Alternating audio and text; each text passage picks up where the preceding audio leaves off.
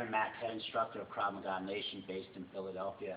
We have schools in Bucks County, Pennsylvania, which is our main headquarters, and we have schools in Center City, Philadelphia as well. We have several videos on YouTube, different techniques, excerpts from class. This is one in a series of solo drills you can do at home. I tell people that whenever I teach a class, especially private lessons, but also in group classes, people always ask me, what can I do at home? Is there anything I can do? People email me with those questions.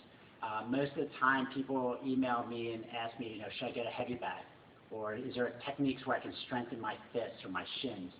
And honestly, that's great to have a heavy bag, but it's not the first thing I would tell a student to do. Anytime I look around the room and I see issues with my students, it's rarely because they're not punching hard enough or because they have weak shins or a weak punch. It is either footwork, it is telegraphic movement, it's the ability to kind of explode and do two things at once. There are a lot of little details to some of the most basic fundamental techniques we do in Krav Maga that need to be trained every day. And I tell my students to do this every day, and I know they're not, which is why when we do our warm-ups at our school, we transition very quickly from jumping jacks and mobility warm-ups to functional drills, such as mirroring like footwork. One opponent works with the other opponent. Come up real quick. For instance, I wasn't going to do this, but just to show you, a basic warm-up in our class would be our hips square onto our opponent, our hands are up. So I move forward, he goes back.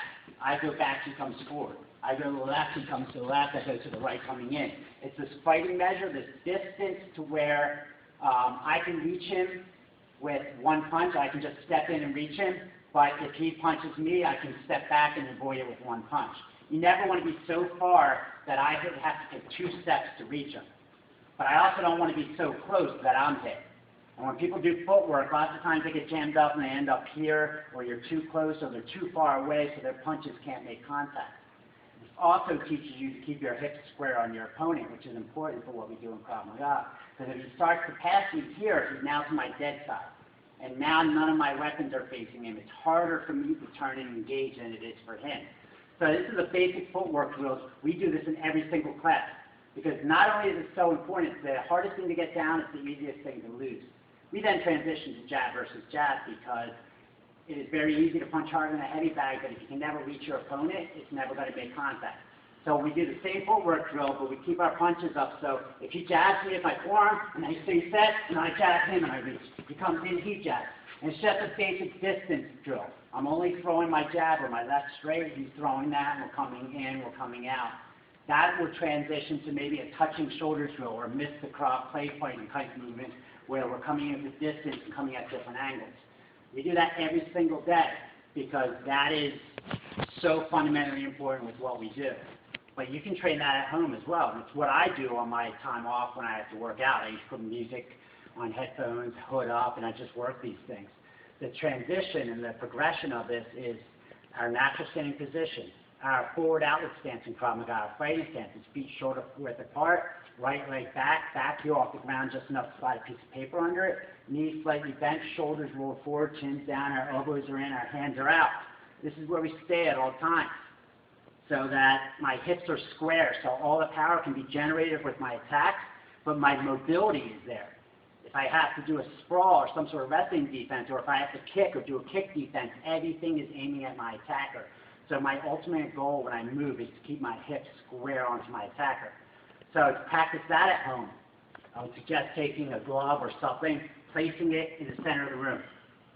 You're moving around, and as you move around, you're making sure your hips are always square on that glove. You don't ever want to move like so to where now you're bladed towards basic technique you can do at home. You shadow box left and right. You look down and you make sure your hips are square onto your opponent. That's something very basic. A good boxing coach will tell you that as well, but it's very important to Krav Maga. Now, in Krav Maga, we have our movement out of our outlet stance. And the way we teach that is no matter which direction you want to go to, the foot closest to that direction moves first. So if I want to move forward, the forward leg moves first, back leg comes with it. Back leg moves first, forward leg comes with it. Left leg moves first, right leg moves first. Always staying shoulder width apart. Never bringing my leg up first to where I'm in a regular stance, and then, crossing my legs. We cross our legs once in Krav Maga when we do a side shuffle for a side kick. but we never loosen up. I look around the room during class, I see people switching stances constantly, I see people bringing their legs up. They may start in an outlet stance perfectly, but as they get tired, as they start moving around, the legs get closer. You can go to any boxing catalog and find these like handcuff apparatus with like a stick in between, and it forces you to keep your legs shoulder width apart. But that's how we move. You move first forward, move back, left, right. So you add that to your workout. You're up, you're in your outlet stance, you move forward, you move back, you move left, you move right. This is a workout, back and forth, making sure your legs are always shoulder width apart and the correct foot is moving in that direction. Now when we want to attack in Krav Maga, we want to attack forward, my left straight, closest weapon, closest target. I don't step first and punch. It's a telegraphic movement. Everybody does it. You know, so the hand leads the motion. The punch comes out and it brings the body with it. It is not a punch and then a step, but it is not a step and then a punch. The hand starts out and halfway out its path, it brings the whole body with it. I use the example of a cannon shooting a grappling hook and the chain just goes with it. Now going back, it's the opposite. If an attacker's coming into me, I don't punch first and then step. I step and punch. So that my retreat, which we don't like to do in Krav Maga, includes a punch, split something in his face to keep him from closing the distance quickly. That's your workout right there. You know, you go forward, the hand leads movement, brings the body, back, body moves forward. Forward, back. You can turn that into something with a heavy bag to where you want to be explosive and dynamic, explode in and then explode back. A lot of people don't know that a lot of boxing techniques and strategies and drills came from fencing, sword fighting. Your ability to be non-telegraphic of that movement is a fencing movement. The sword or the foil moves out and it drags its body and it comes in. This is just fencing without the sword. So this is your homework. You work in, you come out. You know, even if you just want to touch it, you get it in. It's that explosive dynamic movement you'll see in Krav Maga. For punch defense, for gun defense, to stick defense, we're exploding forward and coming in and attacking. It brings the whole body behind it. You're on the balls of your feet, ready to explode forward like a track star trying to burst forward. Those are all drills for that. Keep your hips square on your attacker, go forward, go back, explode forward and explode forward back. How do we create angles? Krav Maga, we have a movement of footwork called Tai Sabaki, which is a Japanese term, which really is kind of like a general word for footwork, but our usage of the term comes from Aikido. And you see Tai Sabaki footwork from our knife defenses, the disarms, where we pivot and we create space for the disarm.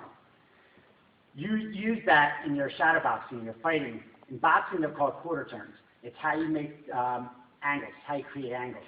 So it is like the compass in school. You pick the needle, which is the lead leg, the other leg turns. The rear leg, the other leg turns.